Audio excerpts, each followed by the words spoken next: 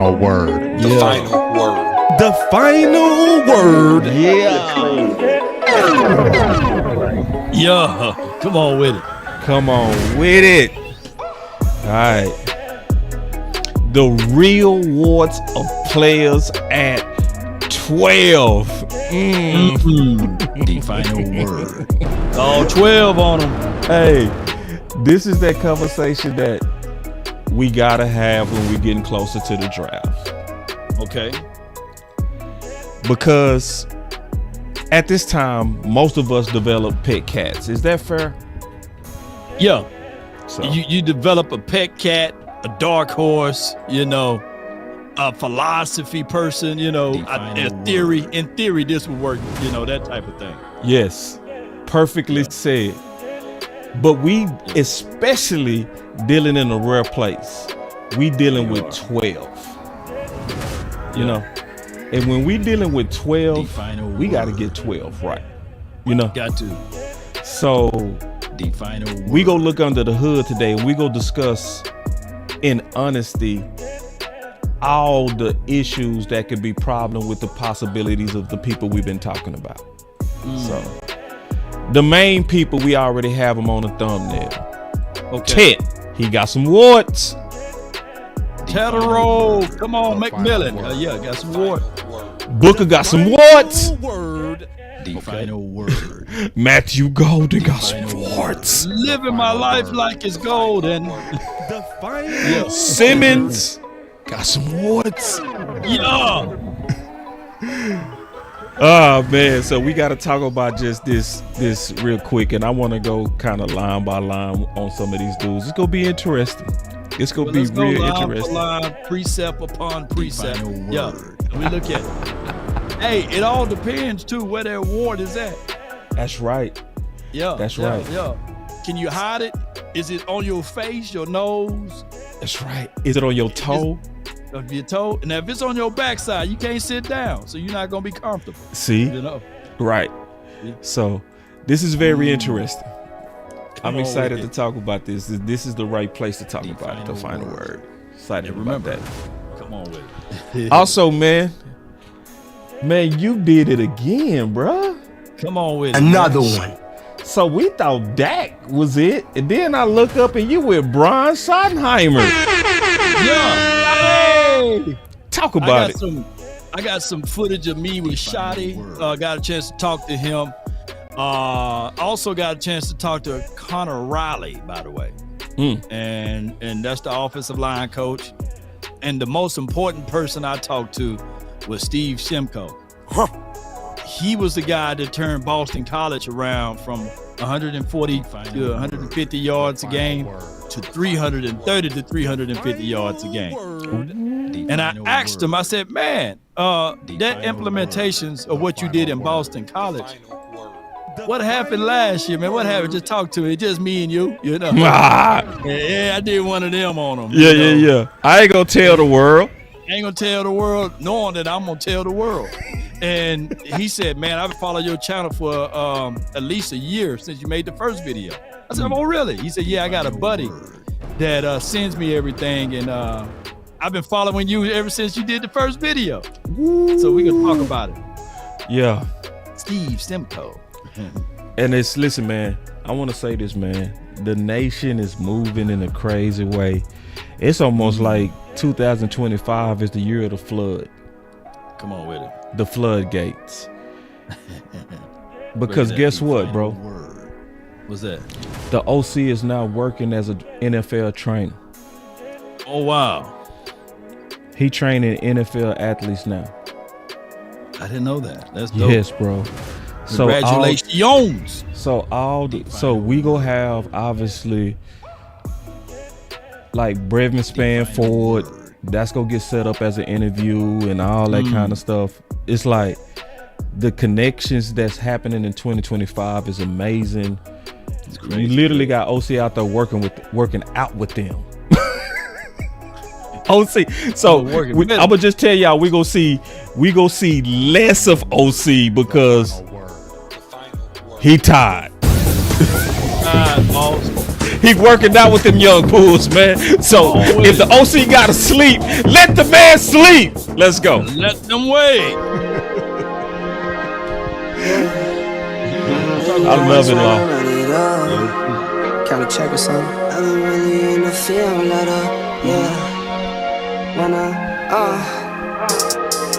I've been really in the field, lot of rush, I love the feel. Lately, I just wanna run it up. Don't need no deals, I make the deal. Half a ticket to a meal. Lately, I just wanna run it up. Yeah. Kinda check a song. Lately, I just wanna run it up. Count that too, count it up. Lately, I just wanna run it up. Need them ones, I need them fives. Need them tens, I need that change. To the safe, got blues inside. Let's go. Greens and pinks, it's all the same. I still save and roll my change. Take some losses when I play. Charge it to the game. I'm with L, yeah, I'm with T Black, I'm with Reverend now. I'm with Ray, yeah, I'm with Jay, yeah, I'm with Chuck and now. Still the same, not switching sides, now it's about loyalty. Let's go. You switch sides off for the bag, and that's worth more to me. I mix Nike with designer, I experiment. You just rock what's on the shelf, and I'm not feeling it. Search for the one, but baby girl, it's nothing real as this. Can't trust a soul, I keep a hammer, call it too legit. I've been really in the field, love the rush, I love the feel. Lately, I just wanna run it up. Man, let's go. Let's get it. All right, so we waiting on the OC. But I want to start off with obviously what's been going around. Hold on, man. Y'all coming in with the church money already? Hold on, man. I love it when they do this, man. Like they start the show with it. You know what I mean? Come on with it. Yeah, man. Thank you for the super. She said, Boss Law, thank you both for everything you do for the nation. Thank you, Miss Charles, for everything you do for the nation. Shit. Cause she's not only a support of everybody, she also go put in a lot of research behind the scenes and do all kind of stuff to just bless people, man. So thank you, Miss Charles. Also, shout out to my boy Landlord and Amp in the building. Before we get started, I'm gonna talk about Landlord maybe today. But they shot some big holes in one of my cases. I ain't gonna even lie. They put some big giant holes in one of my cases. We gonna talk about it. We gonna probably get to it. Cause remember, it's about the Cowboys, bro. It's not about me being right, bro. It's about them. So if you shot a hole, boom, and they was right on something, I'm gonna submit to it. I promise you, bro. No doubt. No doubt. Hey, I'm glad you don't have that curse, man. The need to be right is a dangerous drug, y'all. It is. And not everybody's going to be right. And you would want to not to be 100 all the time as far as your analysis, because sometimes you be like, damn, I'm glad I was wrong on this one. You know? Right. So it's humbleness right there too. And then that's a part of the process I think we got to learn, Law, that I don't think a lot of people know how to do. Right. Yeah. That's why they call these places war rooms, because you're supposed to throw your ideal out there, right? Be open to cross-examination. Don't stand like your idea is the only idea. You know what I'm saying? You throw it out there with smart people and you let them put holes in it. If they ain't really talking right, you fight back. You shoot back. Let me see if I got my button ready. Yeah, you shoot back. And let me tell you why that's such a valuable thing, man. You know, why I'm getting shot like training day, you know. You shot me in my y'all gonna do this to me. Me. I see you to Pelican Bay. Shoot program, you know. But to be fair to what you just said, right? It's a war room. This is not a peace room. So if we had a time machine and we go back to 2017, this is why. And I'm telling everybody that's in the chat, everybody that do content creations, everybody that watch these analysts and analysis, this is why you're supposed to be able to go to war and not be peaceful at this time and take feelings out of it. That's right. Because if someone ultimately believe that TJ Watt is better than Taco Charlton, they should have been standing tall on the desk and say, I don't give a dog how short TJ Watt's arms are, right? Mm-hmm. I don't give a dog how much production he had less than and this sorts of things. But I see with my eyes, I know that he's the better player. Right. And you stand firm on it. Don't be wavery and say, well, it's the scheme. Well, it's the length. What the tape say, boss? If you know you did your homework and if you know you studied to show thyself worthy in approval of what you know you're going to talk about, then you stand on that. Don't shake and firm and don't get off of it unless they bring something that can really tangibly change your mind. Refute it. Right. Yeah. Yeah, that's what we're supposed to be doing right now. And then not arguing, not getting mad at each other, calling people out of their names and spitting upon folks. No, not that. I'm not talking about that. No. But you get what I'm going, right? Yeah. It's supposed to be passion right now. Passion, yeah. And I would also say don't lose friendships over this season too. Yeah. Because I've seen friendships end because of the off season. Because people fall in love with this particular idea and then we over here, because, we seeing a war between weapons and the offensive line. That's a war. Right. That's fine. Right. That's supposed to happen. But what's supposed to also happen is an openness on both sides. I'm supposed to listen to the landlord. He's supposed to listen to me. Right. And then if he make a case that I can't refute, I'm supposed to come around to him. Right. Without question either. Because that's actually putting the team first. And then shout out to Angie. She say, shout out to all the fellas. I missed the final word today. Boss, check your cash app. I got you tomorrow, Law. So, and I appreciate you, Angie, with the blessings. And she's very consistent on really helping and blessing the nation. And thank you so much. Thank you so much. Yeah. Oak Cliff Queen. Yeah, Oak Cliff in the building. Let me ask you this, boss, for the audience. This is why I love your work during this time frame, because you go into black. You're not listening to other people's opinions. No, I don't. But can you break down empirical evidence versus anecdotal for those who not very familiar of the way you do your market research and your analysis? Can you break that down for everyone before yes, we get sir. the show going? I actually started this about 6 years ago. It's actually more than 6 years ago, but I got real serious 6 years ago when I started writing a book. And I started writing a Boss Cowboy off-season guide. So I wrote 4 off-season books where I talked about the best candidates, free agents, and draft picks, and philosophies that can fix the Dallas Cowboys. So I learned during that process that one of the best things to do is to never listen to people and their opinions until you finish your research. I call that going black. Right. So I turn off NFL Network. I don't, and I'm gonna tell you, you got to be real disciplined to do this.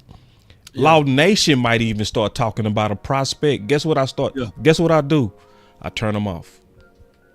I might be listening to Vach, and then he'll say, "These are my top 5." I turn it off. Amp will be talking to me on the phone, and I say, "I don't want to hear it, bro." Yeah. You can ask them. Lou was trying to tell me some prospects. I say, wait till I'm finished, bro. Like, you have to be very serious about this, because what I learned is when you do that and then you come back and then listen to other people's opinion, what you'll see is a lot of times a lot of people are following crowds. And what I found in that process is Mark Holmes in the building. Hold on real quick. We did a show with Mark Holmes yesterday. So that's been my process, and I've been very consistent on that. And it has allowed me to hit on a lot of stuff that a lot of people didn't agree with. I was one that came out the black and said Jefferson is the number 1 receiver. Most people weren't saying that, but I said that. I was talking about Booker before the nation took off on Booker. This is also a process that Tuck does. So you'll see Tuck hit on people real early, like Hampton. What everybody talking about right now? Hampton, yeah. At 12. Tuck them and JC them was on that in October. Right. So that's the process, and I always tell the fans to do that, because a lot of people, what they do, Law, is they say, "Oh, I'm right," because guess what? I listen to Boss, or I listen to Vach, or I listen to Foots, or I listen to Brian Broadus. It's like I don't get my opinions off other people, man. You know what I mean? So to me, that's the safest way to be. and this is why, and this is my final point. I want to get your thoughts on this. Mm-hmm. Once I found out that 40% of first rounders are busts, I was like, why copy off them? Right. Like, if they getting a D, you gonna be dumb. You know what I'm saying? You might as well. So, like, for instance, I don't got Graham as my number one DT. Right. Okay. You know what I'm saying? You see what I'm saying? Mm-hmm. Yeah. I got a totally different list. Why? That's what I saw on the black, and I'm gonna stick with it. And I guarantee you, I'm gonna be right. Man, that's what's it, man. And here's how this goes too. There could be evaluation time. Please allow folks to go through like, hey, I'm all in on this guy. But then 4 weeks later, you might be like, hey, he's no longer my 5 guy. Right. He's now my 15th guy. That's right. I've seen that happen. Yeah. And just because someone started talking about a player first doesn't mean that they found said player. You just haven't got to him yet, right? Right. You haven't got to. You haven't done your research on them yet. Yeah. And you got them in the placeholders, things like that. Like I did a video 4 or 5 weeks ago. Like it was like a very early in the stages of draft time. And it was a Michael Williams video, right? And I posted it, and everybody was like, Brian Brothers, they don't like him, Law. You need to check out Brian Brothers and watch. Well, they said he's no good. And now all of a sudden, Michael Williams is good now. Ain't that some buzz? Ain't that some bull sugar, But I do respect the community because I'm not knee deep in the draft. I don't, me personally, I would rather because I'm a Cowboys guy, right? Mm-hmm. So I love it when it's after the draft and we got all of our people. I'll know everything and anything about that player. But let's get on with the show, man, because I go No, man. You preaching though. You raised some good points, and man, I see these super chats coming in. It's coming in heavy on this side. You got something over there? Man, let me see. Oh, y'all, come on.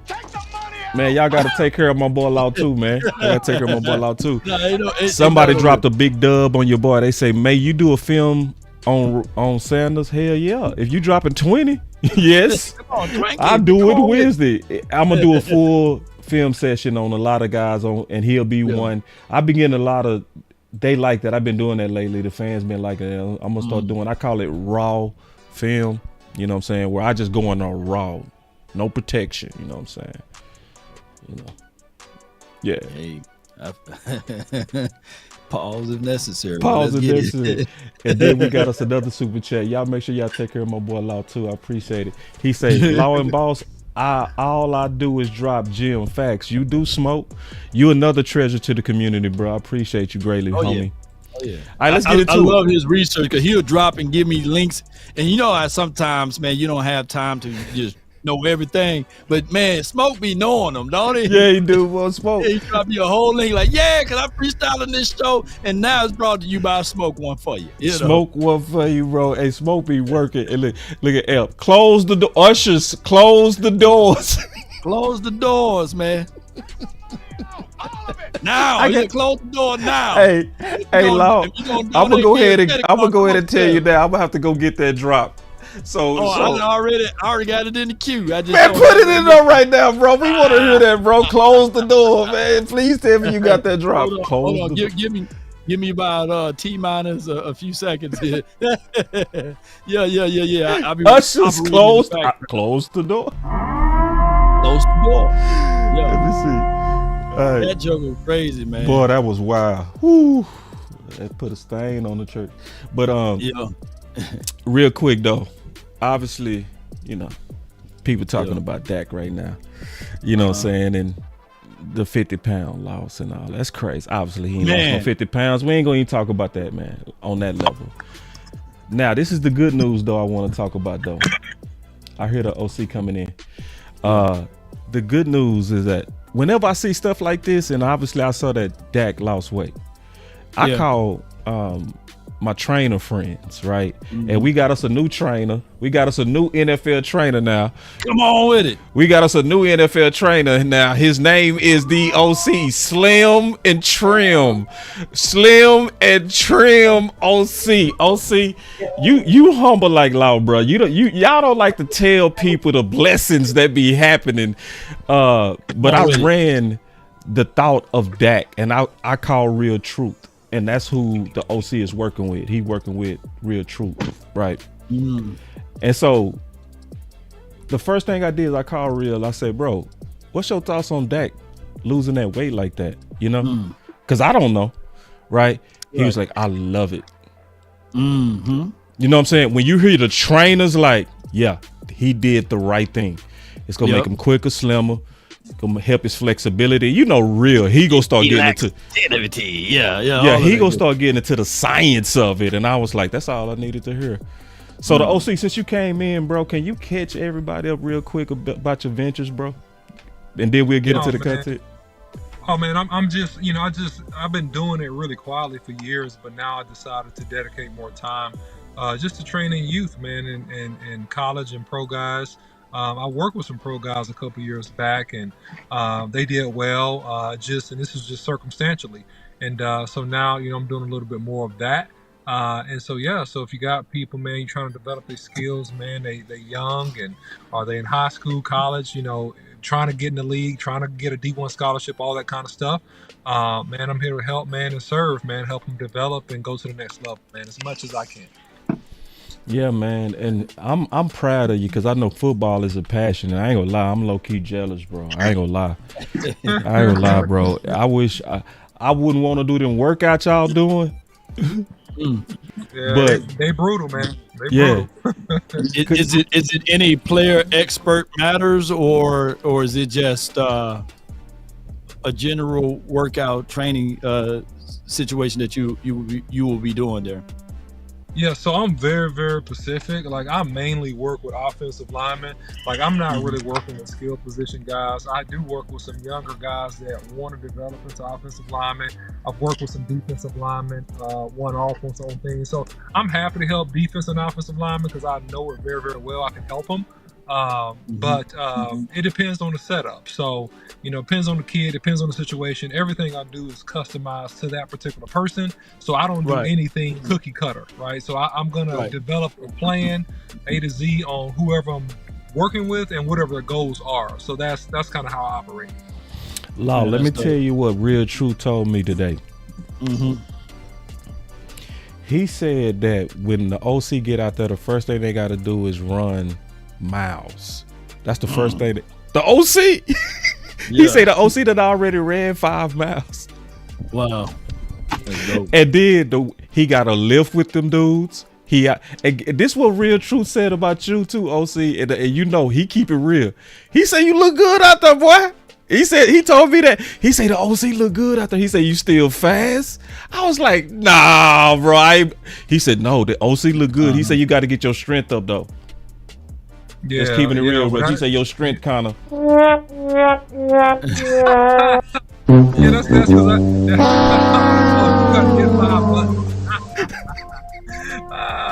well, you know the secret sauce. Oh, there we go. But no, to your point and to Truth's point, the secret sauce to this thing, man, is maximum conditioning and maximum strength at the same time. And those things are hard to achieve. I'm right there running miles, man. So I haven't lifted as vigorously as I did in years past, man. But that'll take me a couple of months, man. I'm coming back around on that as well. It'll be good. All right. So, Law, what's your thoughts on Dak and this weight thing? Well, I got a chance to see him move around and work out there on the field, and I think that by him being slimmer, I think that it will pretty much help him out with endurance. Also help him out with body control. You talking about injuries and stuff like that. By him being a little bit smaller and lighter, I think that he can get in and out. I think that the coaching staff would utilize him better in this particular light too. I think he'll be more mobile. Dak should be back. And I think that this is a good look for him. It always goes back to the person that got the most Super Bowl rings in the National Football League that just retired a couple of years back, Tom Brady. Yeah, Tom Brady, it looked like so frail during the offseason. He'd get down to a certain weight, and that helped him out. And I'm not saying that Dak Prescott is going to be Tom Brady-esque, but what I'm getting at is that it's good to see that he's taking good control of his body. Yeah, I love it. I love it. Now, what I don't want, this is what I don't want. I don't want people to get a vision of Dak just being a mobile quarterback. I don't want that. I'm done with that. Listen, build around Dak, weapon around Dak, leave Dak legs alone. Just, I don't want to hear that. Like, now, obviously, if it open up, take it. Take it, yeah. Get out of bounds, yeah. Yeah, get out of bounds. All that Dak diving like he did in Arizona head first. No, stop. No. I don't want that no more. Mm-mm. Yeah. So, I remember one game he had trucked someone, and then he flexed on him. Yeah. And I think it was Steven Johnson. Look, let's temper that down for real. Bit. And I think it was against the Atlanta or somebody like that. Yeah. Chill out, Dak. Fullback Dak, you know. Chill out. Now we're getting the halfback Dak. So yeah. Let him be more of that person. Yeah, slide. For real. Slide. I mean all of that. One time I got mad at Dak, man, because he took a hit, but I was mad. I was like, bro, you had the first down, bro. You too important. The season over, if you know what I mean? Because even when he hurt his ankle, he had the first down. He had the first down, and yeah. That get too gangster sometimes. He'd be like, there's a such thing as too gangster. It is. Yeah. For quarterback. Like, I'm just being real, bro. It's like anybody looking out for Dak can say slide, bro. For real. Yeah, out of bounds. Hey, what Scarface say? Scarface say, don't believe that song, that brother's wrong. Gangsters don't live that long. Oh, yeah. Man, do I got a butt for those? Gangster quarterbacks don't live that long. Ooh. My brother's wrong, bro. Gangsters don't live that long. Damn, I wish I had that long. Oh, I need that drop. Ooh, that would have been. You killed it, man. You used to listen to some Scarface, man. You always hit them Scarface quotes. I'm a Houston Southsider, bro. I grew up on the South Side over there. I grew up next to them boys. Hey, I see you, man. That's respect. Hey, my Ghetto cool's boys, lost Scarface, all them boys. Yeah. Let's get messy now. Y'all ready to get messy? Let's get it. All right, we gonna start talking about warts. So we gonna do a keep it real test real quick. Yeah. Who was the better NFL prospect coming out of college? John Ross or Matthew Golden? John. I'm going to start with you, OC. I'm going to give you some time, Law. I'm going to let you think on that, Law. Yeah. I think it was John Ross, man, because of his stats at Washington, what he did at Washington. He killed. The speed, the 40 time. So I think he was the more hype prospect. Yeah. And what team did John go to? He was drafted by. He went to the Bengals. With the Bengals. I think that your environment plays a major role. It does. What quarterback you go to and these sorts, but the passion of what he was able to do, I think at that time people were like enamored about his speed, which he never exhibited because he kept getting hurt. Not to laugh at it, but the reality of it is that even though he's a higher prospect, I think that Matthew Golden is a better player. I think Matthew Golden can do a little bit better. I would have went with John Ross in a heartbeat, and I think you hit it dead on. Look, he had 17 touchdowns as a senior, bro. He went absolutely crazy. John Ross was the better prospect to me by far. He also, to me, is a fair comp to Matthew Golden because both of them ran 4.2s that you can't quite see. Am I being fair? Right, it's not visible.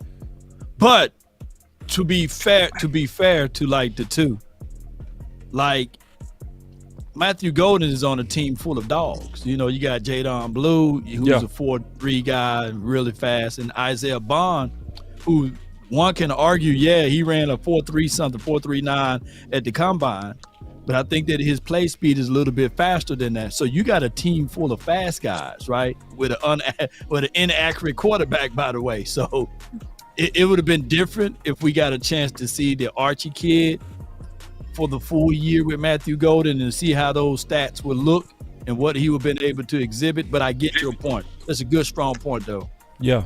Is that a Wart? Is that a Wart? A Wart far as?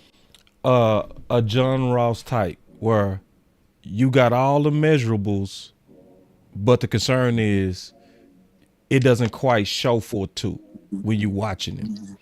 And then I got that question on them Texas boys too, because them Texas boys all running fast, and it's like you look like y'all know how to test to me, brother. It look like y'all know how to test to me. You know what I'm saying? And this is no knock to Matthew because he a good player. Like, we not saying that, but you got to have this conversation about a potential Wart, especially if you go pick up somebody at 12. I'm going to just be honest here, man. I don't really trust those receivers over there. I don't trust it. Whoa. I don't trust it because John Ross looks faster on tape than Golden did to me. He did. Let's keep it real. He showed 4.3, high 4.2. When I look at Golden, I look at him run on tape. I don't see a 4.3. I see a 4.4-ish guy. He don't look like 4.3. 4.3 pulls away from people quickly. It don't look like that to me. And a lot of times, man, because their program is so fantastic, man, they do train very, very well. And I'm not saying no good players ain't came out of UT because that's not true. But I don't trust this particular batch of receivers to come in and be those guys on the league level. I don't see it. I don't trust it, man. And I'm sorry. My boy said Golden run better routes. I think Ross ran better routes. Ross was nice. He just was injury prone. He just was a China doll. Yeah. That was his problem. He's a China doll. Some dudes, you touch them, they get hurt. You blow on them, they get hurt. Man, Ross used to see. It's hard to do it because we know how it turned out. We know how it turned out. We know how it turned out due to injuries and where he went to. Try to think back what he was doing at Washington. Ooh, that boy was. But to be fair to Matthew Golden, when he went to y'all alum, you know what I'm saying, UH, he was a punt return, kickoff return guy, and you got a chance to see his speed there. Am I right or wrong? Yeah, I liked him at U of H. He was their go-to guy. They leaned on him at U of H. Yeah, but I wouldn't have said first rounder at U of H.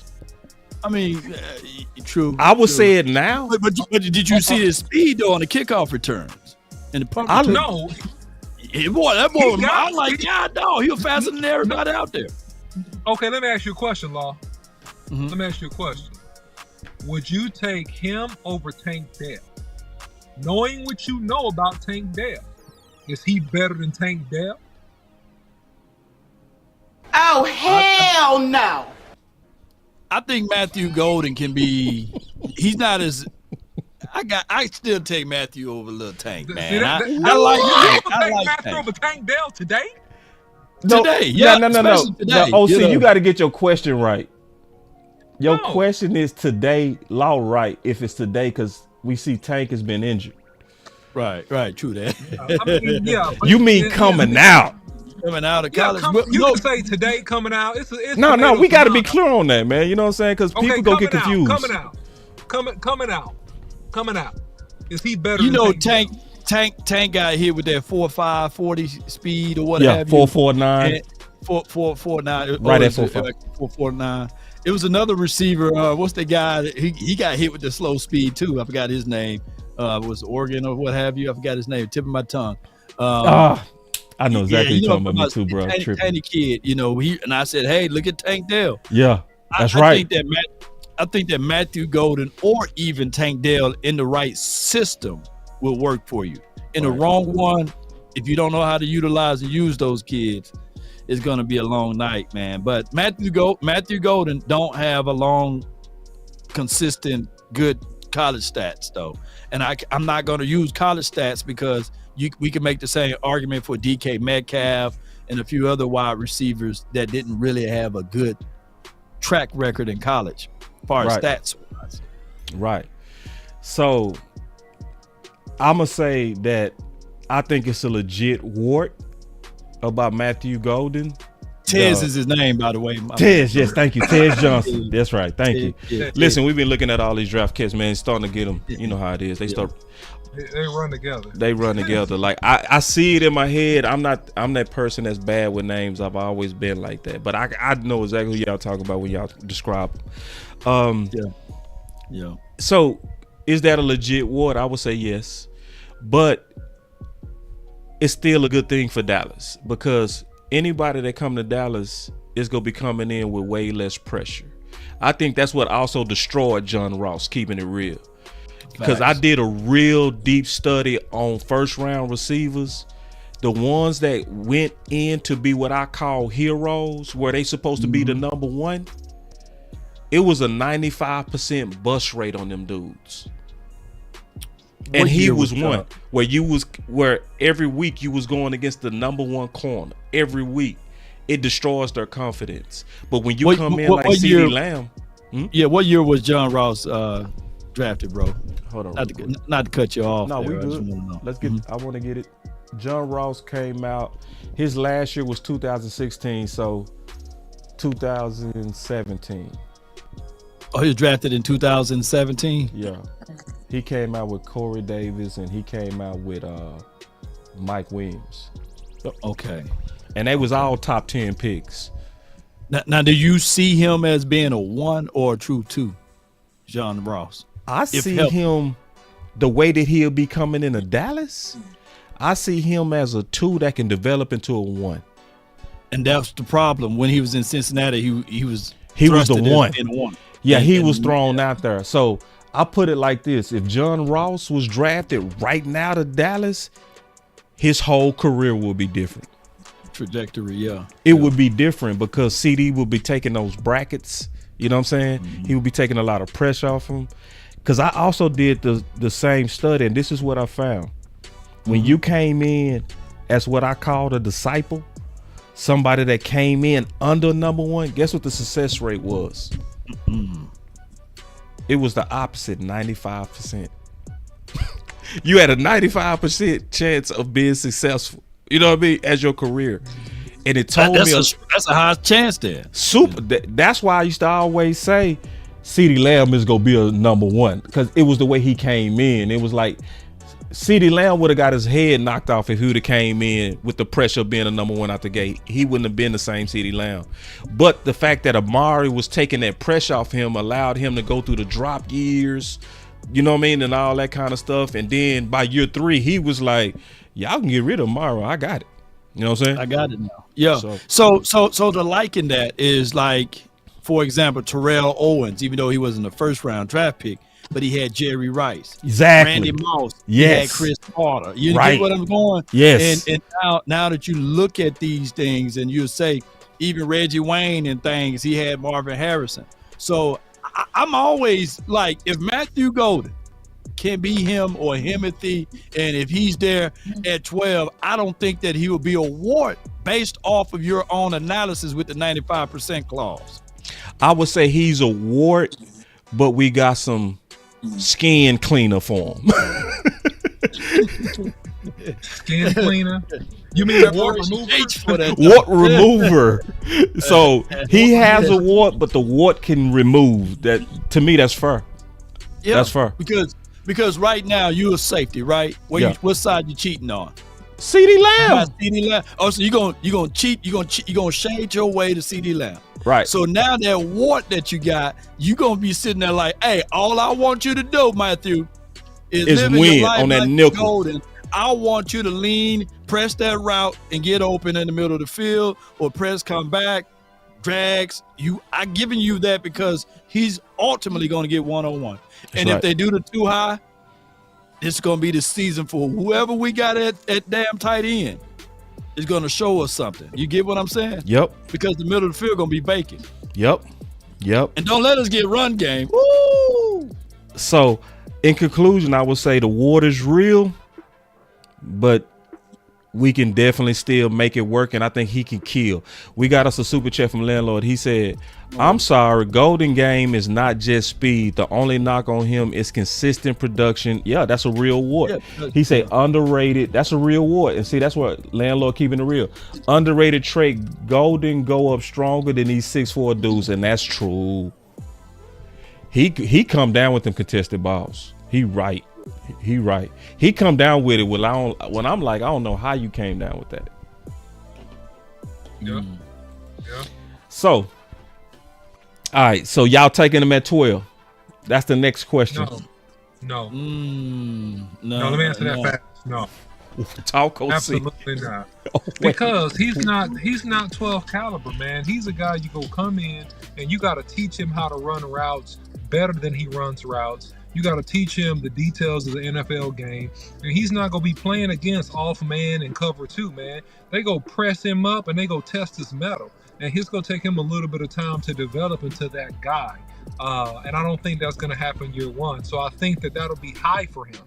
If he's there, no, you don't take him at 12. I think you're going to run into issues, and then it's going to be immense pressure because he's at Dallas. I don't think he's ready to be the first pick for the Dallas Cowboys. That's my opinion. So you move down. I will move down. If that's the choice, I'm moving down. Yes. Law, Yes. you making a pick or you moving down?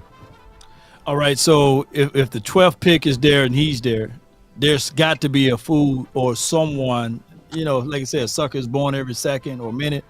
There got to be somebody who's willing to get that 4.29 speed on their team, right? Agree. So I'm taking all calls. I'm sitting back thinking, like, if my guy is ultimately not there that I want, I'm taking calls. I'm taking considerations to see what they are willing to move up to get to that spot. And if I get nothing, and if he is the best player available for me, based off of my analysis, then I'm taking him. Right. But if not, then I'm trading back, or I'm trying to see who is willing to move up to get that particular spot. I'm team move down if we wiped out. Let me ask you this, though. Is he better than Xavier Worthy? No. Hey. I'm just giving a real opinion here. No, because Xavier Worthy, unlike him, looks faster. And I think Xavier Worthy has a little bit more wiggle than him. That's what I think. And I think that's the difference. The difference, and you learn this, the difference is in the details. It's not just in a generic, oh, look at this player, look at that player.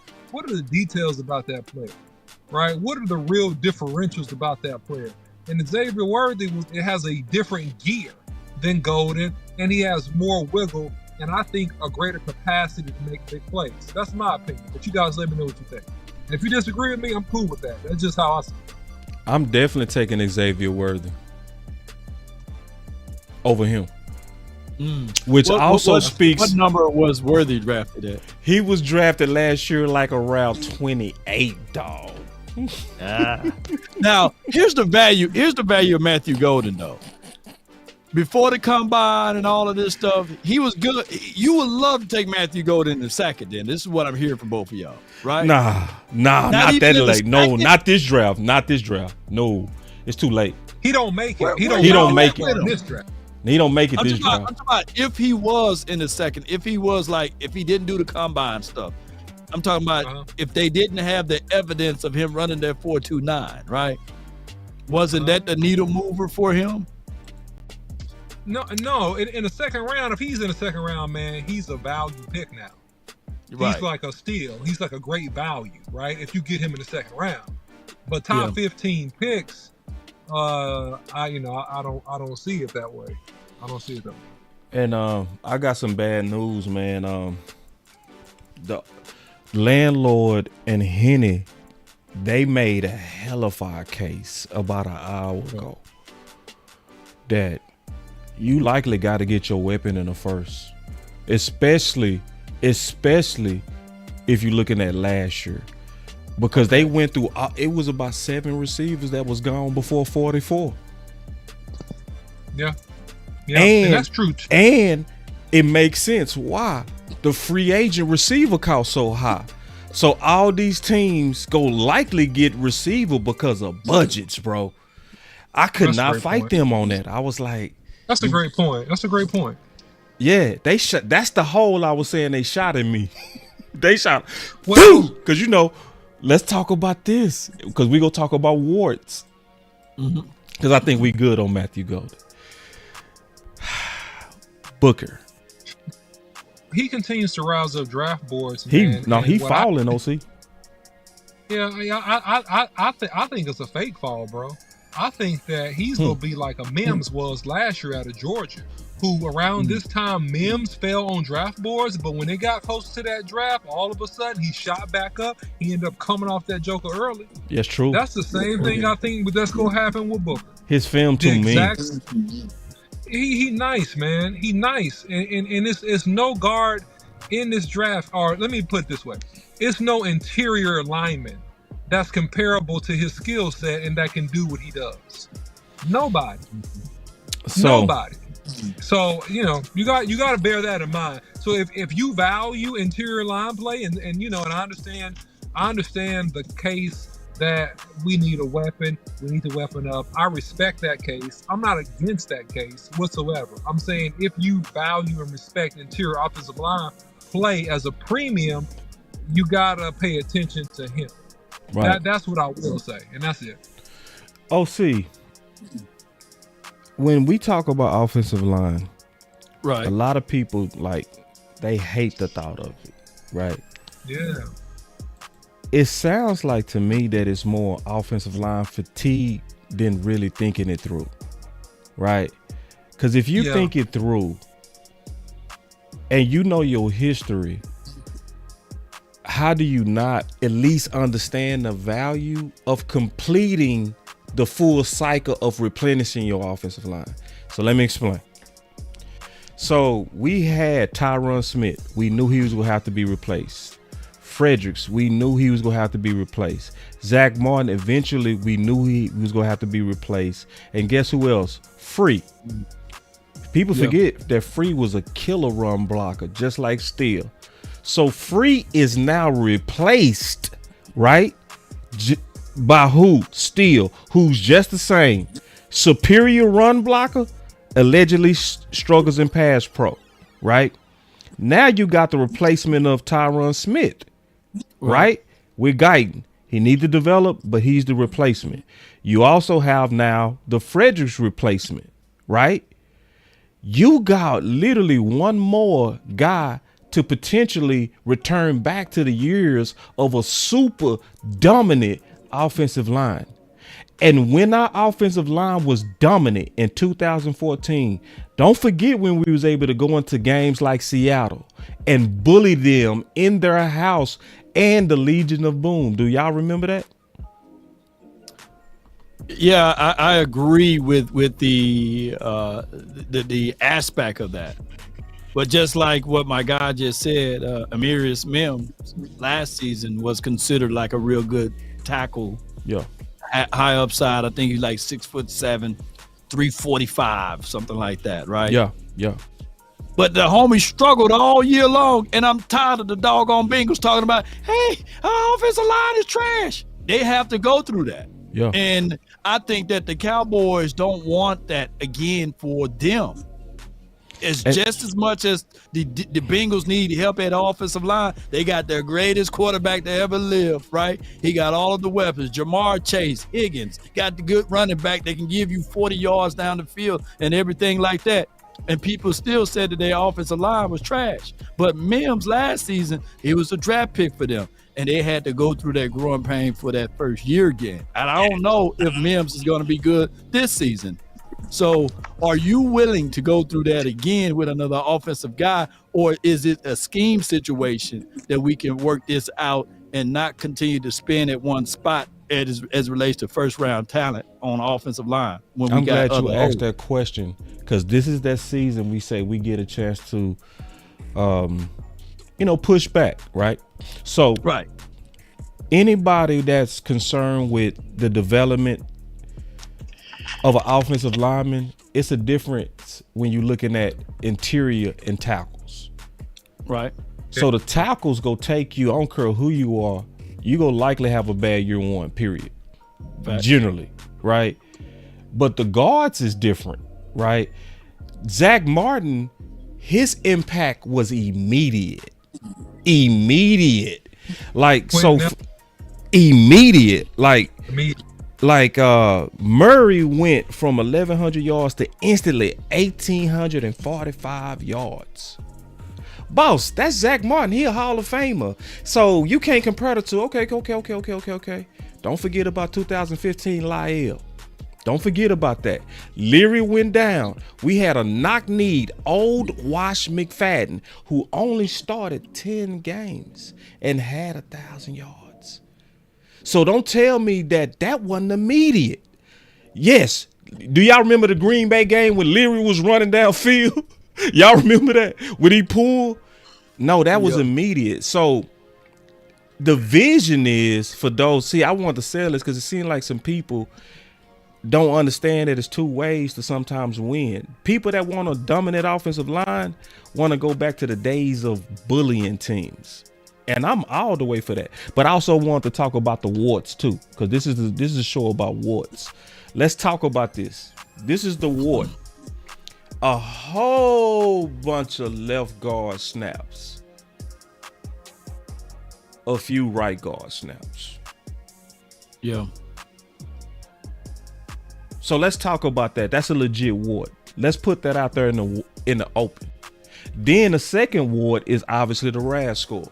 Let's be honest. Let's talk about the warts of these bars at 12. OC, I'm gonna put that pressure on you. Yeah, man. So right guard versus left guard is not the same as right tackle versus left tackle because you're playing between two players. It's a switch and stands, right? It's a different foot pattern you got to get accustomed to, but that's not as big of a shift as moving from left tackle to right tackle because the angles are much different and you're working in space in a much higher level. And if your footwork is not appropriate, left tackle, right tackle, then you set into, I don't want to get into technical, but you're not setting up on your defender the right way, then you give up sacks, aka when Terrence Steele went to left tackle versus the Broncos several years back, he was setting the same way that he set on the right side and he got beat. So it's not the same thing. One thing I'll say, I was one of the guys that brought up the RAS score first when talking about backs and when talking about him a couple years back, because that's something I look at, right? Yeah. Salute, J Tuck. So the RAS score is fantastic. The RAS score is a great component of overall athletic ability. But one thing that I will never do, and I've been consistent saying this, and this is my opinion, okay? This is just my take. Some people may see it differently. I will never take a measurable test and put it above film and gameplay. Yep. I will never do that. I will never do that. What I'm going to do is look at your stats and how you work out in drills, right, as a complement to what I see on the film, but never in place of it. If your film is kicking butt, I'm going to believe that about you. Yeah. That's what I'm going to do. I'm not going to take a test and say, oh, no, you can't do it. You didn't test well on this. Like, that's dumb. I think, and many people do it, by the way. And that's why so many scouts, NFL scouts, miss. They do, I'm sorry, not say dumb. Let me be nicer. Unwise things. It's unwise, right? To look at a 5-10-5, a split on a 40-yard and say, nah, this guy can't do it. A split. He's flipping people on their head. He's flipping people on their head and back breaking them all game long. Now, this is why people don't want an offensive lineman, and this is the fatigue. And I do get the fatigue, guys. I'm sensitive to that, and I'm an offensive lineman. Right. I get your fatigue because here's the question: how many of you guys go to a car lot and say, "Man, let me look at that engine"? Film over colorful charts, 100%. J Tuck, 2000. So, how many of y'all go to a car lot and be like, "Hey, let me look at that engine"? Pop that hood. Let me look at that engine. Pop it. Pop it. I need to see that engine. None of y'all go to a car lot trying to look at engines. Now, they open it up and they show you the engine. If they're a good salesperson, they say, oh, this is a V12 engine, dual exhaust, blah, blah, blah, blah, blah, right? So, hey, already know that RAS scores have no correlation for player success in general, right? I get that. Right. Thank you for that. Yeah, so thank you for that, Henny. Appreciate you, bro. But my point that I want to get to is that you're looking at the body of the car. You want leather seats, you want chrome wheels, or you want black on black, you want this and that. You're looking at ancillary stuff. I want that big old screen sitting in the middle of my dash. That's what you're looking at. So to ask the fan base to fall in love with looking at engines is a reach. And that's what offensive linemen are. They're the engine. They're not the body. See, your receivers, your quarterback, your running backs, those are engines. Those are that nice, sleek candy paint that you like, or whatever kind of car that you like. So that's why people get the fatigue when talking about the potential of drafting an offensive lineman, and I get it. But my only challenge would be, guys, no matter how good your car looks, no matter how the accessories are, it's very important to have a great engine. That's the only thing I'll leave you with. Yeah, but just to be the team that just won the Super Bowl had one guy that was drafted in the first round, and his name was Lane Johnson. And the other guy was the guy that they picked up off of the streets, who was considered a bust, and they went and ran over everybody and won the Super Bowl. Now the Cowboys got a unique situation where we got Tyler Guyton, Tyler Smith, we got a Cooper Beebe, who was a top 100 pick. Those are 3 top 100 picks, and then you have a Terrence Steele, and of course you got a gaping hole there. You just picked up Robert Jones. And you have Brock Hoffman fighting for that spot. A TJ, was it TJ Bass? You got Austin Richards, got Nate Thomas.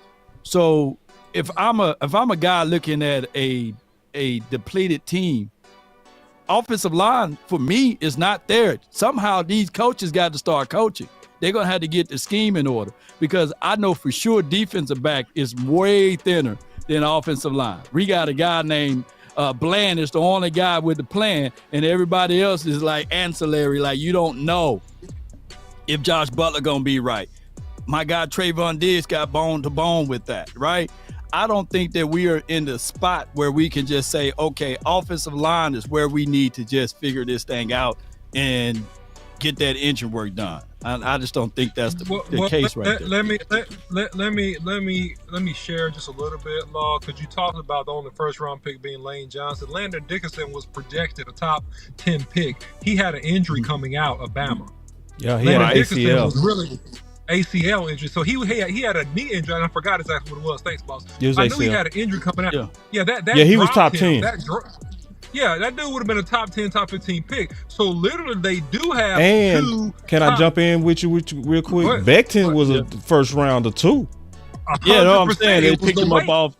We could go get him now, wherever TV. But he was a first rounder though. Yeah, he was a first rounder. That's what I was getting at. Yeah, he's considered a bust. Yeah, he was playing out of position. They put him inside, and he's mowing people down like he's mowing grass.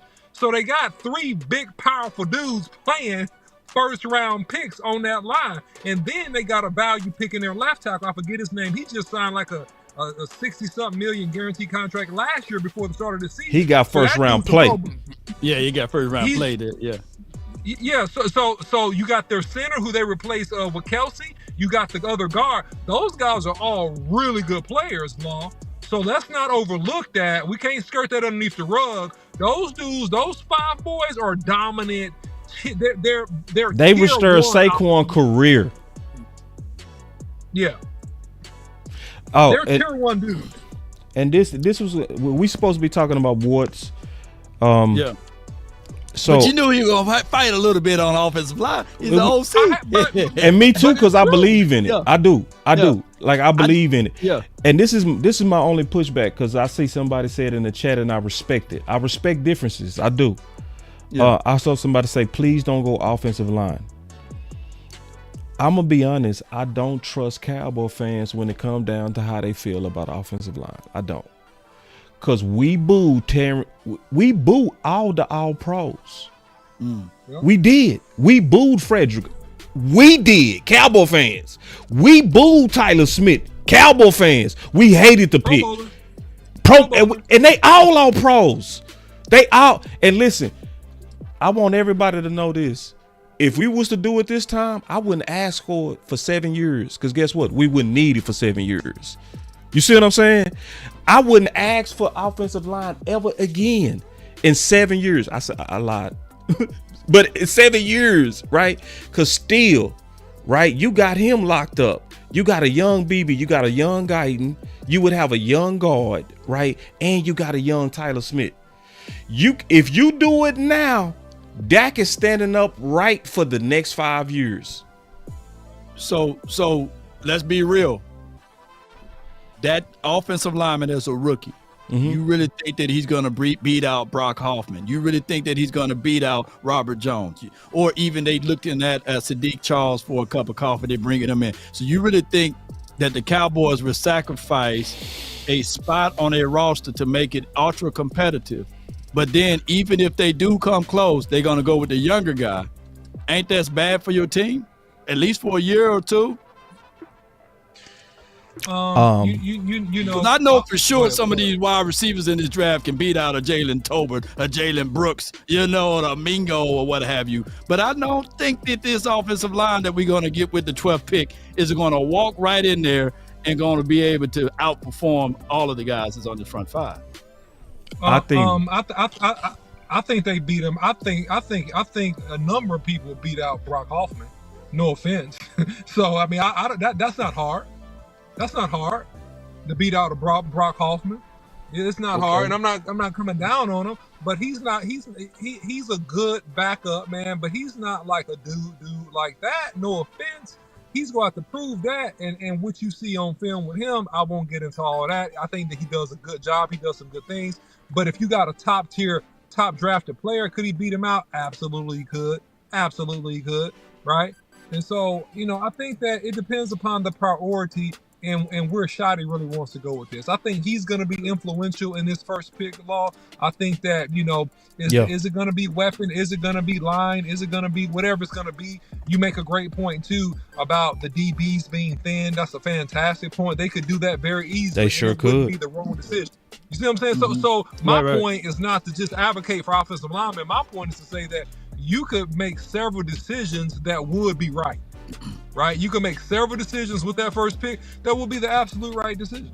So because we got a log jam. I got a chance to talk to Big Nate last season. He says, Awesome Richards, he's my favorite tackle. He's the best tackle out there. He's riding the bench.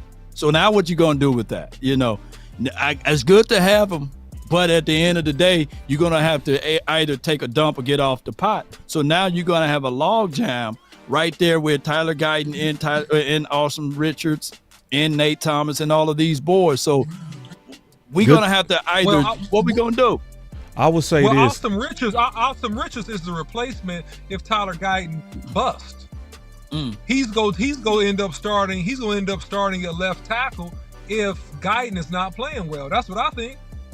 Is that oversaturation at that spot? Could we use somebody else in another spot at another position? Say it's competition. That's all I'm getting at. It's a good. This is a good pushback. This is what we're supposed to have in War Room. I would say it's competition.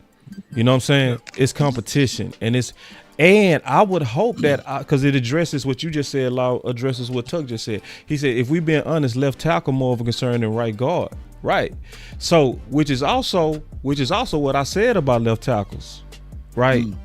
You don't get a left tackle that was athletic, that we knew was athletic and needed development, and expect him to be an instant success. Because Tyron Smith wasn't an instant success. He was not. He was not. Right. He so struggled. Tyler Smith struggled when he was put out there left tackle. Guess what? But guess where he was a fish in water though? Left guard. You know what I'm saying? Guess where Lyle was a fish in water? Left guard. But we know Lyle struggled his first year at what? Right tackle. But he didn't struggle when he was a rookie at left guard. Well, he wasn't as good as Leary, but he didn't go through the growing pains like he did. But year 2 of him playing right tackle, he was the dude. That's why I'm telling y'all, don't doubt Tyler Guyton going into year 2. I'm expecting a huge jump. And to address your answer on the log jam, it really just says we don't need no swing. And it also says that our left side is ready for any kind of catastrophe. You know what I'm saying? Yeah. So it's just competition to me. So and you need to carry 8 to 10 offensive linemen that can play, bro, on your roster. Like, that's what you need. So if you break it down roster wise, you need to have 8 to 10 dudes that can legitimately go in there and play for you, because injuries do happen. So I don't think that it's overkill by having the people that you mentioned at this point. And obviously, when we get down to cuts, a couple of the old linemen, they're going to get cut. They're not going to make it, right? So, but when you carry 53, you're going to carry at least 9 to 10. Where do you have your most depths at? Where's your deficiency the most at, right? Are we skipping leg day? We working out all up top, but are we skipping leg day? Where's our inefficiencies at on this team, bro? Wide receiver 2, DT. Yeah. I think linebacker 2. I think you need a little bit more. You need some more meat on the bone at linebacker, a little bit more. RB, a little bit more running back, and running and back. RB for sure, and running back. Yeah, those 5, those 5 positions. Yep. Agreed. And in order, I would say receiver, corner, them the top 2. If you had to play a game tomorrow, who would you pick up out of this draft? If you had to play a game tomorrow, one player. I'm picking Booker. You got the 12th spot. I'm picking all right, Booker. So you will have your team, the Dallas Cowboys, Boss Cowboys, Dallas Cowboys will have Booker. And I have a chance at the 12th spot. And if I go with, let's say I go with Matthew Golden.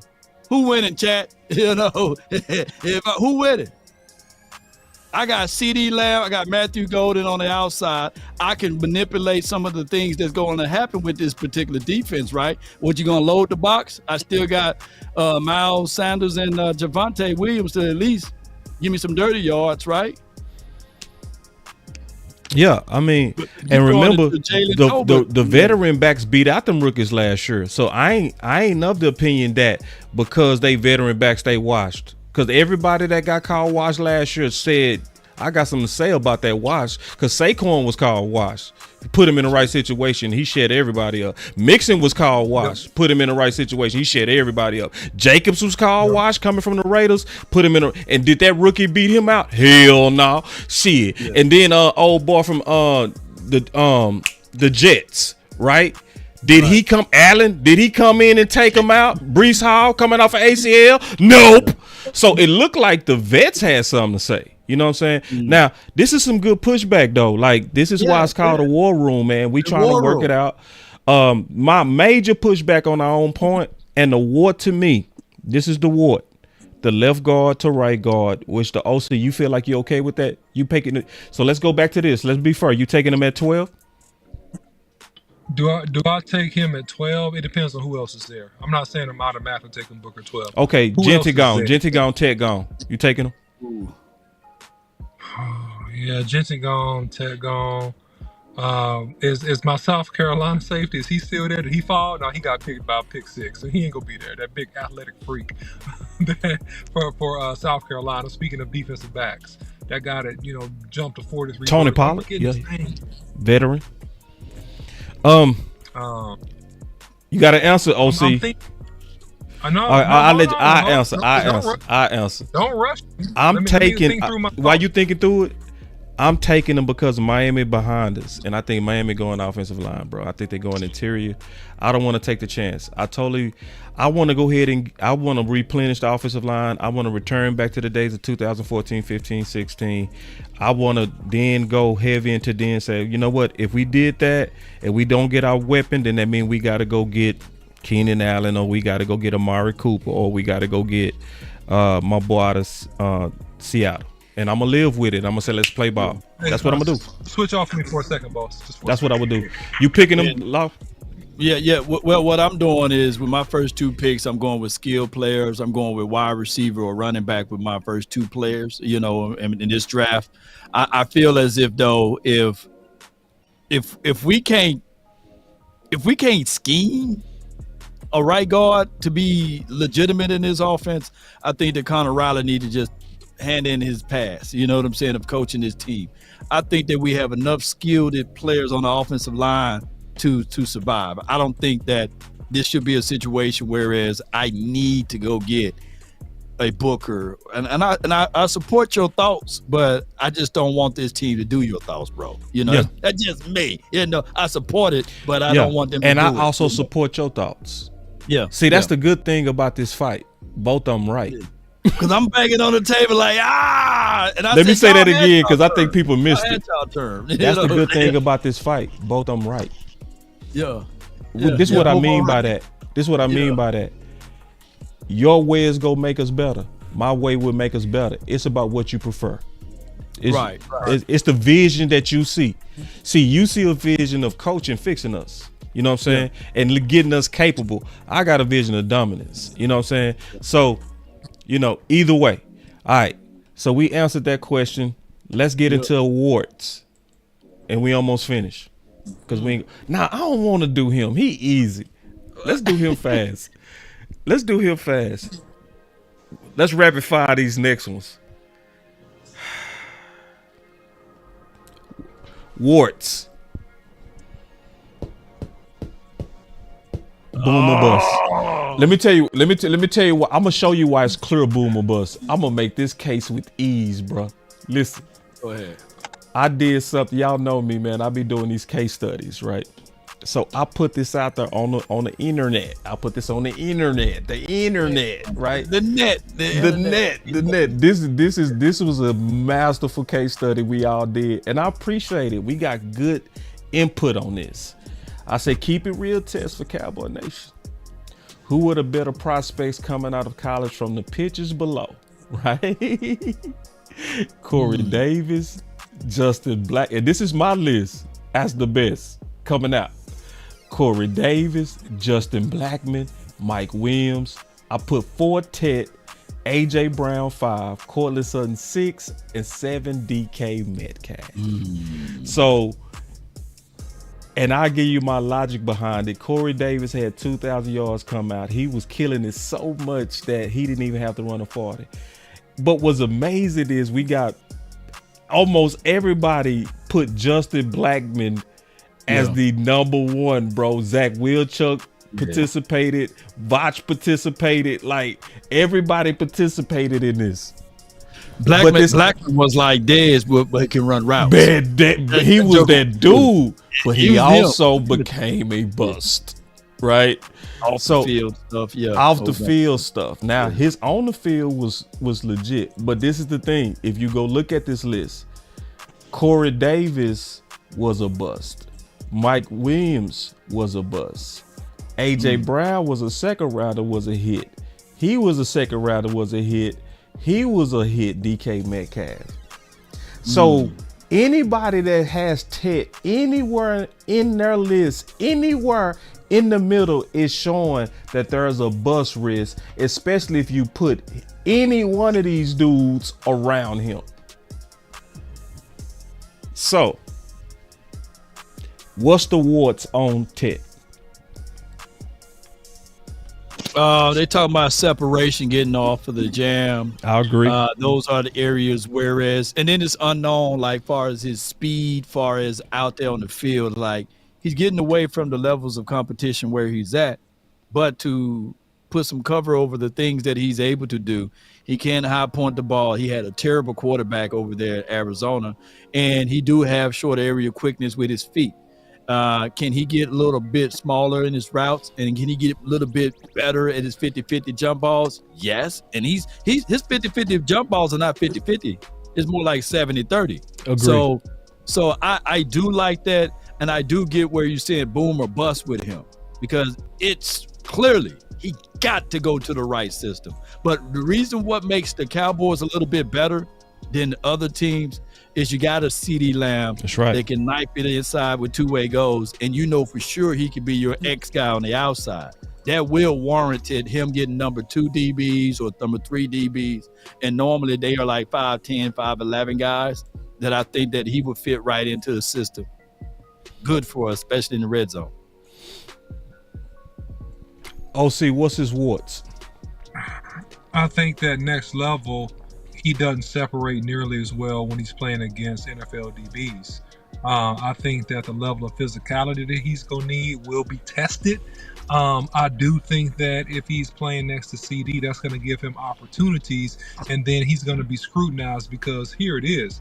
He's going to have to win one-on-one. So anytime I think about receiver at 12, I think about how likely is the dude able to come into the NFL day one and beat good corners one-on-one and create enough separation to get the ball. I think he's a longer strider. I do think that he needs to shorten up his stride in certain situations, and I think that he's going to have to adapt and grow. I think he can be a really good receiver. So let me say that. I'm not hating on him. I think he can be a really good receiver, but I think it's going to take him about a year to really cook, man. I think he's going to have some growing pains adjusting to the skill set and the level of competition coming in on this level. That's what I think. His warts to me is beating press, long speed, and work ethic. And the reason why I say work ethic, Law, you posted his right. Pro day. Mm-hmm. He built like a Greek god. But when you look at him in season, he got them Luka Doncic arms. You know what I'm saying? Like them arms right there, right? Right. So now, we played with a guy like that, OC. Who was like that on our team? Let's say it at the same time. 1, 2, 3, Iglesias. Where he was cold, but he did not like the weight room, bro. You know what I'm saying? Chilling. He chilling. He was chilling, but he was gonna beat you every Saturday. What? True or not? True. Yeah. True or not? Now, he remind me of Ted 1,000%. Okay, so those to me are the warts. Now, would you take him at 12? No. Damn. Here's why. Go ahead. Mm-hmm. You said no. Break it down. The reason why. Ooh, I want to hear this. The reason why is because, and I said this before. If you take this year's receivers versus last year's receivers, that's most true. of these receivers that are top receivers will be in the second round or the bottom of the first. That's facts. That's facts. So I think that it's a reach to take him at 12, and that you set him up for failure, and you have not, and I hate to say bust risk, but you have the risk of not getting pick 12 productivity out of him early in his career, and then people will label him as a bust. I think Booker would be the more solid pick if you had to pick between the two, or Genty if you could get him. I think that's a risky pick at 12. That's what I think. That's my opinion. Ooh, Law, you picking? I'm picking him. If he's there, here's the reason why. He's by far better than a Jalen Brooks or a Jalen Tolbert, in my opinion. Here's the reason why. You bring in the XYZ factor to the building. He will be your X. You can still put Mingo at the Y, and CeeDee Lamb can be your Z. And I think that CeeDee Lamb can play all three of those positionings there. And now you have a complex, whereas now you got to guard the entirety of the field, whether it's high, then you got to guard the physicality of what Mingo will bring to the table out of run game. And Ted run ability as far as blocking is pretty good and solid as well. So I'm looking at it. You talking about being dominant.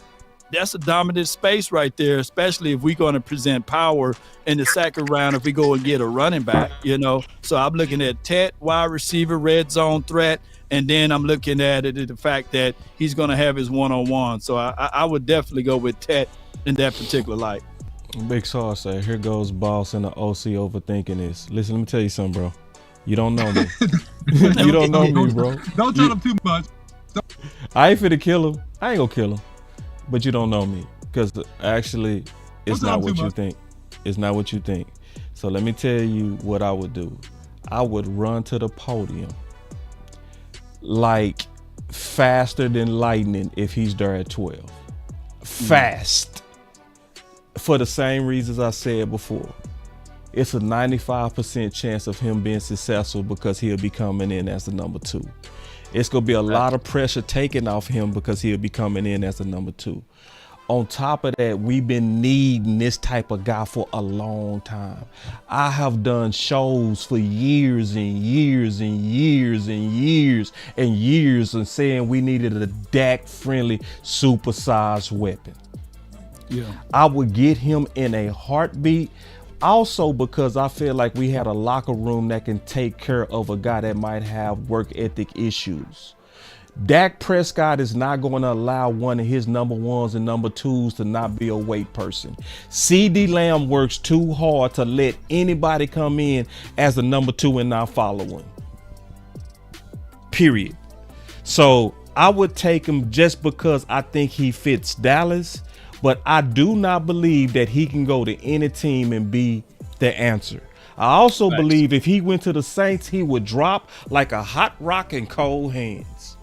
I think he would die on the vine because I don't think he can handle it on his own like John Ross, but I think he can handle it in Dallas. I would get him. Hey, so the Saints won't be bad with him though. You got Chris Olave and then you have Ted. That's true. That's going to be a good combination there. You know. Yeah, yeah. He will be coming in as a number two. You're right. Yeah, and that player you had on the list. I'm wrong on that. No, you good. You good. The player you had on the list, like you said, you had AJ Brown on the list, right? Yeah. Second round. Right.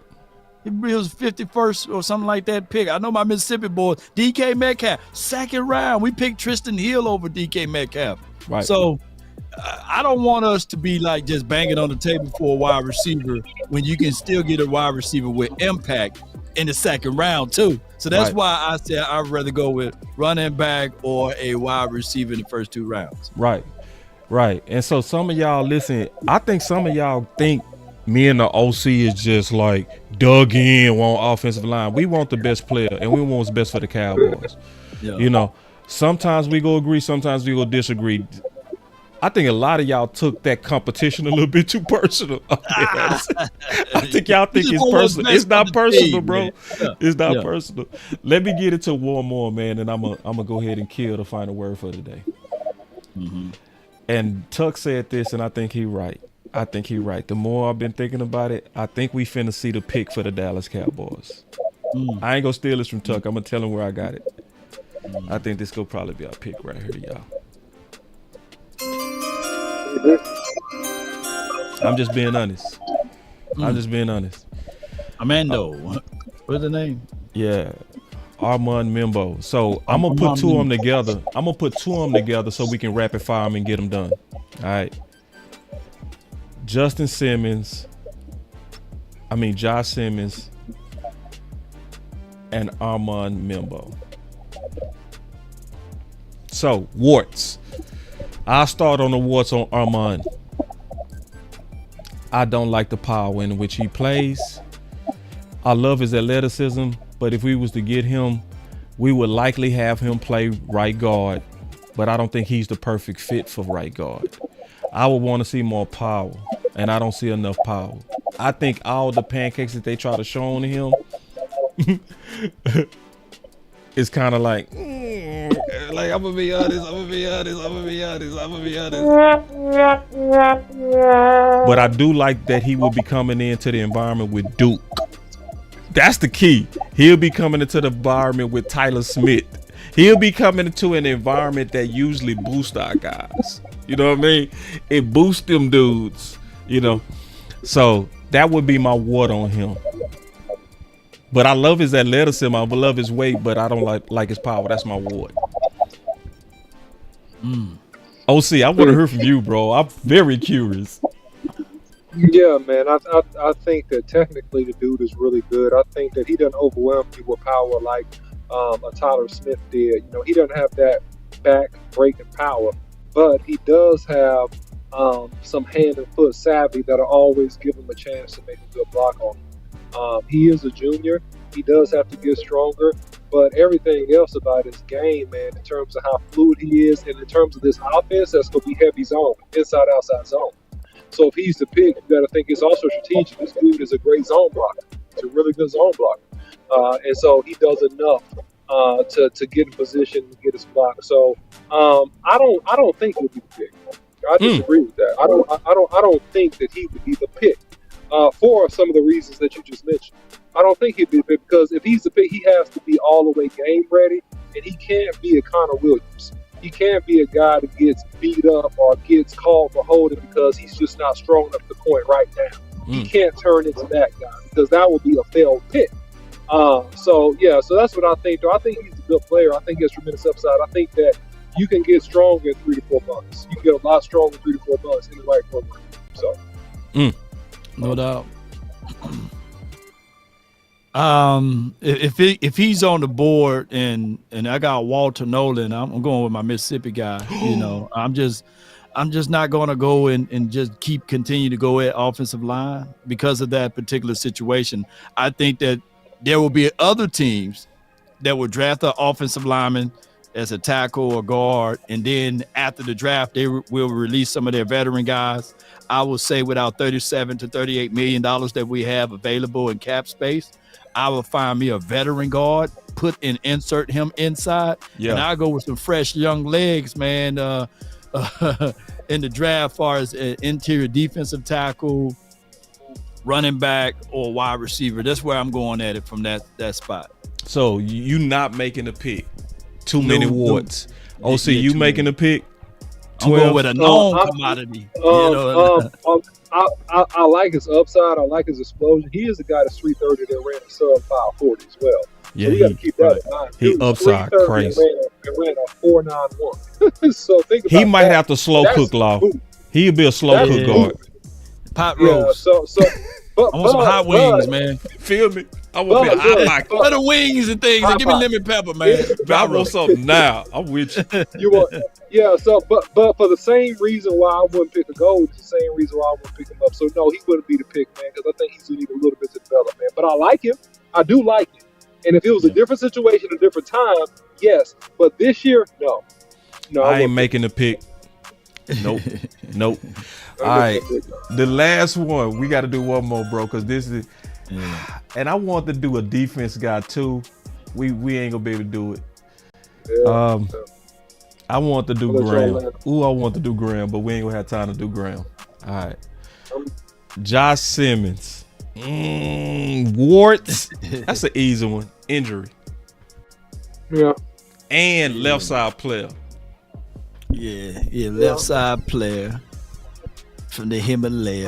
Got more warts than a frog, man. I don't know, man. Get that frog booty up out of there, man. Wait. Hold up. Coming off of an injury, man. He got more warts than a frog booty, Law.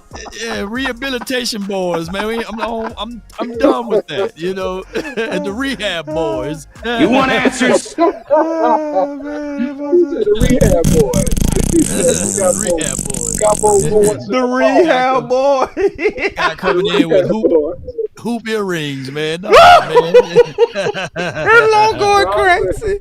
Long going. Don't worry about you. I'll leave him alone, man. Shout out to Josh Simmons.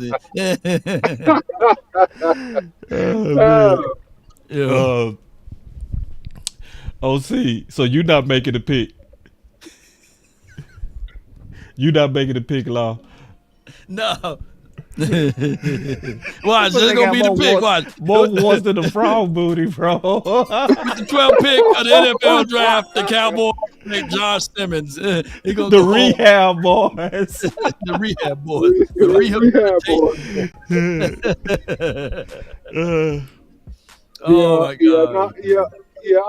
I like some of his tape, man, for sure. But because of the injuries and because of the nature of what we need this year, I think he could end up, if he's healthy, turn into a really, really good player. A really good player. But because of the situation this year, I'm not making a pick. No. I make the pick for one reason. Okay. I'm gonna throw it out. This is a war room, so I'm gonna throw this at you, OC. Yeah. I would make the pick if Terrence Steele could potentially play right guard. Then you're not making that pick because Terrence Steele is not a right guard, man. His bendability is not the same as it was before the ACL, man. In my opinion, he's still not 100% what he was before the ACL. And I think you asking too much to bump him down inside, man. At this point in his career, that's not going to ever happen. He's not a Layout Collins body built type dude. He's a longer, more athletic striker, and he's a pure tackle. He's not going to be a good guard for you. He can play guard if you had to. Yeah, he can probably do anything. But is it ideal are the best move to ever move somebody like a Terrence Steele at guard? No.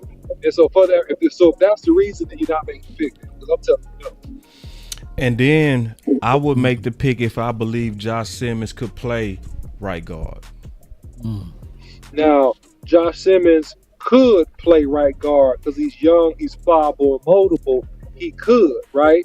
And the only reason why you make this pick, in my opinion, if you don't trust long term or the next couple of years, which you go get out of a Terrence Steele, you think, okay, his best years are behind him, right? So that's why you make that pick as an insurance policy for that right tackle. You know what I mean? But we're not into insurance policies this year. We're into productivity and what's going to work right now. And so for that reason, this year, I like it, but I wouldn't make the pick. Yeah. I'm not making the pick.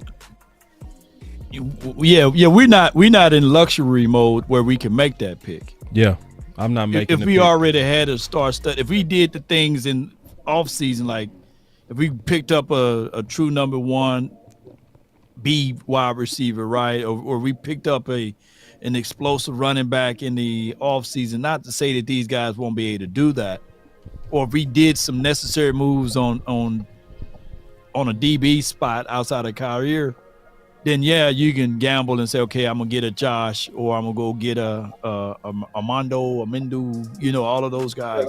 Yeah. But we haven't positioned ourselves to just go there this year because we know it's going to take 1 to 2 years to develop. Yeah. Granted, you can look at a wide receiver or a running back, and they can make some type of touchdowns and scores and things like that, and bring in fan reality back to the table because Cowboys still got to sell Oxnard, right? That's right. They still got to sell that. I don't think they can do that with an offensive lineman. Yeah, well, I see one, but not the most of them. No, most of them no. And I wouldn't care about selling Oxnard. I care about whooping people ass September. True that.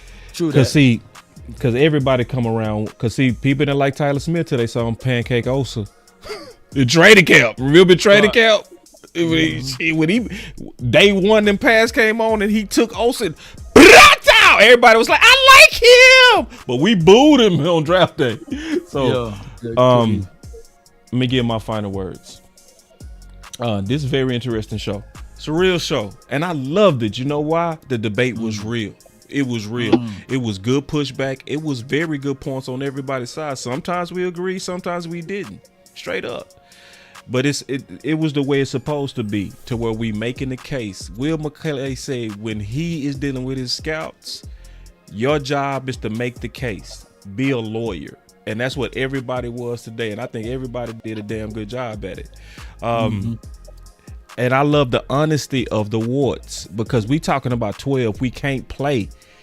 We can't play with 12. We got to be very honest about the good and the bad and the ugly of all of it. Right. So let me say this. If you think in business, and if you think in long-term budgets, weapon is the way to go. If you think in long-term budgets, if you thinking, let's get this guy and we go lock him up for 5 years, because receivers cost a lot in free agency, but we also want to help CeeDee Lamb. You have to go Matthew Golden. You have to go Ted. The reason being is because Henny and Landlord proved, and it makes sense, it's going to likely be a run on receivers because of the cost of free agent receivers. And you could risk not getting your guy if you feel like you got to get him through the draft. But if you also thinking like me, where I would be creative to set up the vision that I want, then it's other guys you could get, you know what I mean? To where if you open to pay for a rental, a 1 year rental, a 1 year wide receiver 2, a Keenan Allen and Amari Cooper. What's my boy name out of Seattle? I keep forgetting his name. He available right now. Tyler Lockett. If you, then you could go that way. Or you would have to make a trade if you do that. I would rather do that. But I do see two ways for us to still make a good team. And I would still do it. But the warts are real. None of these players are perfect, but it's what's gonna fit and what your vision is for the Dallas Cowboys. Mine is honestly what has always been Vach's thing: whoop ass. I'm dead serious on that. But I'm dead serious. I love what we was doing to teams when we had the best offensive line. And I'm like you, OC. Philly did have 3 first rounders, so I ain't gonna act like they didn't invest into it. They did, bro. They did, and it saved Saquon. So it just depends on how you look on it. That's my final word. Yeah, I'll make mine quick, man. I think that the Cowboys, are in a position that is good with the 12th pick in the sense that they can make one of several picks and still get the pick right because we have a variety of needs. But I think that this is going to probably end up being some type of defensive pick in terms of DB of some sort, or it may end up being, a weapon because of the pressure of the fan base. But I'm not mad if they pick Booker, not mad if they pick Ted if he's there. So it'll be interesting to see, man. You guys stay tuned, man, and just keep it locked here, man. That's my final word. No doubt. And to be fair to what my guy is saying is, yes, Philly may have potentially having those first round draft picks at that offensive lineman, but let's not sleep on their running back who was a first rounder. They got a first rounder and a wide receiver named Smitty, mixed in with a AJ Brown. So, and we're not even talking about the defensive side. So how far apart we are from them who just lifted up that Lombardi trophy. If we can't get out of first gear of this offensive lineman, then for the last 10 to 15 years, historically speaking, we the offensive line boys. We haven't gotten anything in return from a Tyron Smith, from a Zach Martin, from a Travis Frederick. And I know that's a low blow on the franchise, but we haven't done nothing with that offensive line. We need to figure out ways to be more skilled and assertive with our skilled players and develop somehow, one way or another, a true scheme that can fit our identity. If the Cowboys going to be really serious about the 2025 season, we're going to have to attack on all phases and not just be a one-fold team and put everything on Ford's back and say, hey, let Ford do it. I need for someone else to stand tall when we get to the postseason, whether it's a wide receiver, whether it's a running back, whether it is a situation with a tight end. And the best way we can get that, you got to have playmakers. You got to. And we don't have a lot of them. We just have a CeeDee Lamb or bust, Dak Prescott or bust. And that's about it. We need more and more weapons to compete with those who have multiple options, and we don't have that yet. So hopefully in the 2025 draft, the Cowboys find multiple playmakers. That's my thoughts. Yeah. And Law. We got something out that offensive line.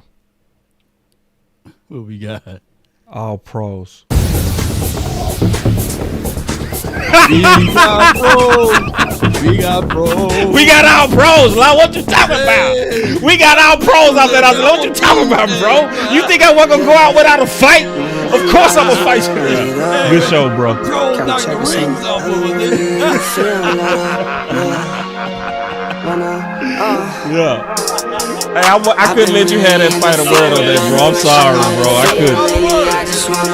Hey, y'all see how I tried to steal my boy last word, bro. I'm like, hell no, you ain't gonna cook offensive line like that, no sir. I clipped the wings on them offensive Hey, you tried though. We ain't getting the boy. Yes, we did. Right now. We got our pros. We got all our pros. I know you the boy. Come on, what you talking about, Law? What you talking about? Need them ones, I need them fives, need them tens, I need that change. What you say? The rehab boys. The rehab boys, the rehabilitation boys, the ACL boys, baby. Hold on, bro. I'm with L, yeah, I'm with T Black, I'm with Reverend now. I'm with Bay, yeah, I'm with J, yeah, I'm with Chuck and now. Still the same, not switching sides, now it's about loyalty. You switch sides off for the bag, and that's worth more to me. I mix Nike with designer, I experiment. You just rock what's on the shelf and I'm not feeling it. Search for the one, but baby girl, it's nothing real as this. Can't trust a soul, I keep a hammer, call it too legit. I've been really in the field, love the rush, I love the feel. Lately I just wanna run it.